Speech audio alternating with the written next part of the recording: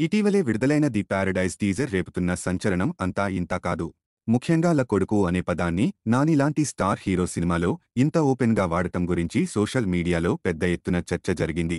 నెటిజన్లు రెండుగా విడిపోయి తప్పొప్పుల గురించి డిస్కషన్ పెట్టుకున్నారు. ఇదిలా ఉండగా అందరినీ ఆకర్షించిన మరో అంశం నాని రెండు జడల మొహంని వీడియోలో చూపించకపోయినా ఛాతిమీద ఆచ్ఛాదన లేకుండా వెనుక వైపు పొడవాటి జడలతో అమ్మాయి తరహాలో న్యాచురల్ స్టార్ని రివీల్ చేసిన విధానం అభిమానులను షాక్కి గురిచేసింది. ఇంత షాకింగ్ మేకోవర్లో నానిని చూపించడానికి కారణం ఏమై ఉంటుందనే దానిమీద ఫ్యాన్స్లో విపరీతమైన ఆసక్తి నెలకొంది.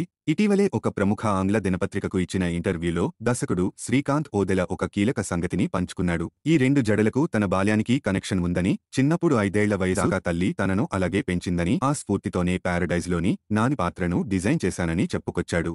ప్రస్తుతానికి ఇంతకన్నా డీటెయిల్స్ చెప్పలేనని, షూటింగ్ మొదలయ్యాక సందర్భాన్ని బట్టి పంచుకుంటానని అక్కడితో ఆ టాపిక్ని ముగించేశాడు. సో ఊహించిన దానికన్నా జడల స్టోరీ పెద్దదే ఉందన్నమాట. ఇప్పటిదాకా నాని కెరీర్లో చూడనంత వయోలెన్స్ ప్యారడైజ్లో ఉండబోతోందని టీజర్లో హింట్ ఇచ్చేశారు కనుక ఏ సర్టిఫికెట్కి ముందే ప్రిపేర్ అయిపోవచ్చు.